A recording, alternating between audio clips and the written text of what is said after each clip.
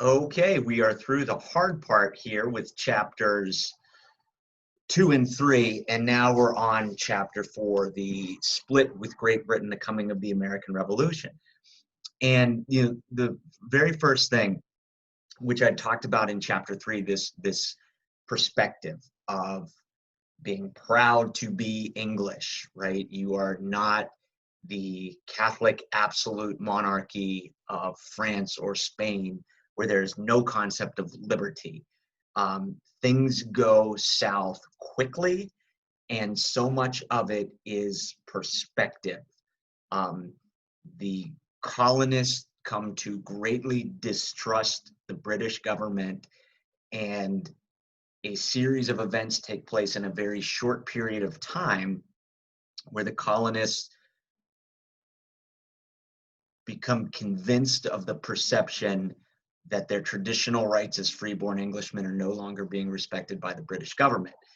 That being said, remember, one third of the American people were loyalists during the American Revolution. So, but that's in the next chapter. Okay, so everything is fine until 1763, and it was a period of salutary neglect. Yes, we had talked about the Navigation Acts, which had been on the books since the mid 17th century, starting in 1650. And again, those were the laws that required all commerce with the colonies be shipped on British ships with British crews, only to British ports. And the textbook does a nice job explaining why salutary neglect really took place. Your first two Hanoverian kings, George I and George II, really had no interest in ruling, and Parliament had taken over and done a lot more. The Parliament and the Prime Minister set much more of the country's policy. And the book explains, like, Britain's doing pretty well commercially, and nobody really has an interest in incurring the cost of regulating the colonies. And also, practically speaking, the textbook does a good job to show that the bureaucracy wasn't really there to rule over the colonies directly. So, there were laws on the books with the Navigation Acts, but everything was rather loosely enforced. And there was a degree of self-government in the colonies. Also, they do a nice job. I know the Paxton Boys is one of your multiple choice questions from your stimulus-based questions. When they talk about the Paxton Boys and they talk about the regulator movements, there's a lot of people that are living outside the center of power, i.e. the West, that feel as if the ruling class in a particular city, whether it's the regulator movement down in the Carolinas or it's in Philadelphia, that necessarily that ruling interest is everybody in that colony. So they do a good job talking about that. So, all right, the chapter really picks up with the French and Indian War, and it sort of sets the context to how there had been smaller wars in the past throughout the first half of the 18th century between the great powers of Europe, that spilled over into North America, and they provide some context for that. This war, the French and Indian War, will become the 7 Years' War, starts in North America. George Washington and the shooting at Jumonville, followed by Fort Necessity. And the book takes you through, in pretty good detail, the events of this war, how the British were eventually able, after a very bad beginning with Braddock's defeat, to win, and then the shifting perspectives where the British view the colonists as a bunch of bumpkins that won in spite of themselves, and that it was the British Army, with basically no help from the colonial militia, in fact, sometimes opposition from the colonial militia, that was able to save the day and drive out the French, as all of North America would be British. I know the Spanish are still in Florida. What we think, okay, Canada is gone. Let's just keep it simple. And the British, for all intents and purposes, are ruling North America. Colonists feel as if they had done their part to win the war. that they had, with all of the fighting, particularly on the frontier, that they had borne a cost of the war. And now that the French are gone, they will reap the benefits and be able to expand.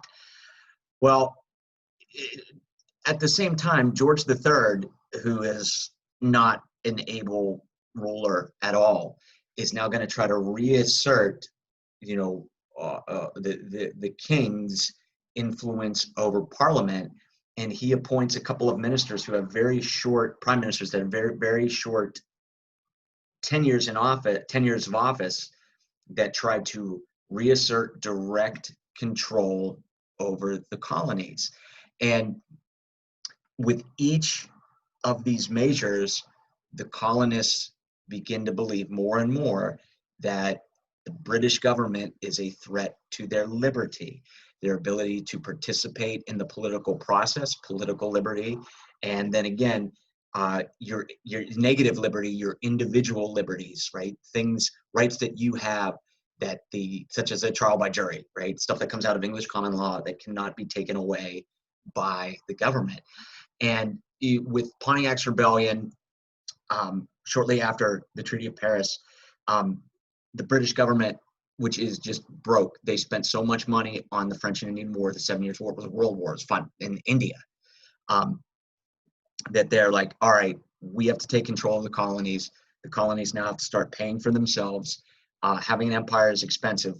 The state has to get a lot of revenue. Yes, all of the trade that came through the colonies made Britain collectively as a whole very wealthy, but now the idea was that the government needed to make money off of this. So the Proclamation of 1763 stops colonial expansion west, or limits colonial expansion west, and after the very rough fighting in the backcountry during the war, the only place that really land is available now is in the West. Your textbook even says, like, look at the lines, look at how much settlement had gone. And now that one thing that provided opportunity in America, land, was threatened, and they refused to obey the law. They also talked again about the lack of initial colonial unity, how even during the French and Indian War, the Franklin's Albany Plan of Union could not take place.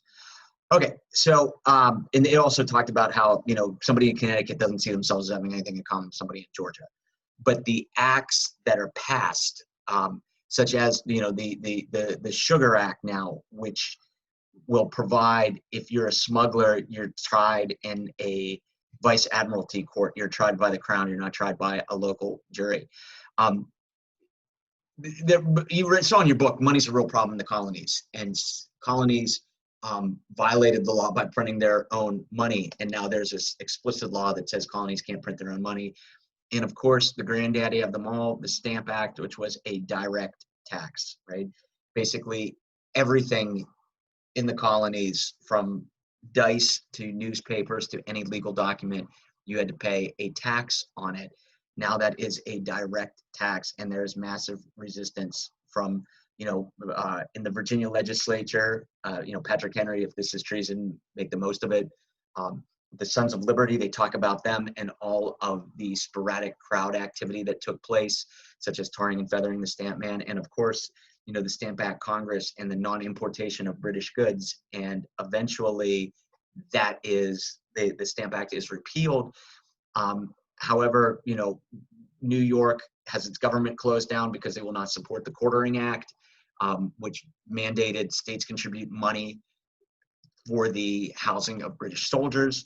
After the Stamp Act is repealed, the new Prime Minister, Townsend, passes a duty. These are external taxes. These are taxes on products like tea that are coming into port.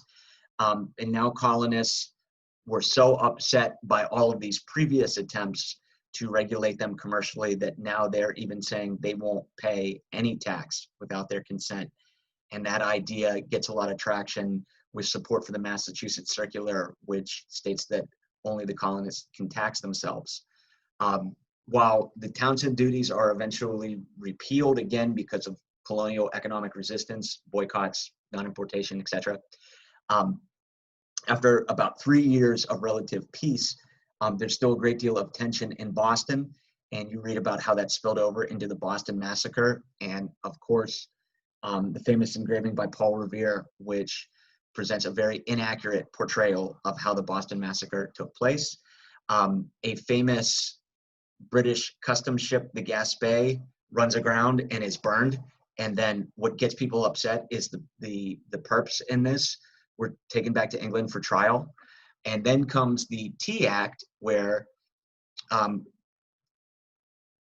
a tax is placed on tea, but it's so little because there's a tax on tea, all right, and everybody in the colonies drinks tea, but the British East India Company is in danger of going bankrupt, so the British government subsidizes it, and it grants this monopoly to the British East India Company to sell tea to the colonies, but because it's subsidized, it sells at such a low price. The tea is actually cheaper, even though colonists still have to pay a tax on it. But nevertheless, colonists will not accept that. And of course, you have the Boston Tea Party. This is a massive destruction of private property. Parliament responds with the Coercive Acts and the Quebec Act. They're not related. The Quebec Act just enlarged it set up government for Canada, and like Canada cut more down into the Ohio Valley. And since those were French people and they were Catholics, and we had just fought the French and Indian War, colonists were really upset at how much territory was given to the Canadian government under this. Under the Coercive Acts, the Massachusetts government is disbanded. Boston Port is closed until they pay for the damage. There's a much stricter quartering act. And now a British official who's charged with a crime in the colonies goes back to England for trial, does not have to have a local trial. George Washington called it the Murder Act. And colonists were really upset because, after all, John Adams got the British soldiers off for murder in the Boston Massacre. Because of this, we have the First Continental Congress, and even though there's a rejection of Galloway's plan for union, they send a strongly worded statement to Britain with all of their grievances. They make preparations to defend Boston and have another boycott of British-made goods and decide that they will meet again next year. And while Britain does pass some conciliatory measures, they basically would come down to, okay, you're going to tax yourself, but we'll tell you what you need to tax yourself. But before you get the message, shots ring out at Lexington and Concord in April of 1775, and it is on. All right.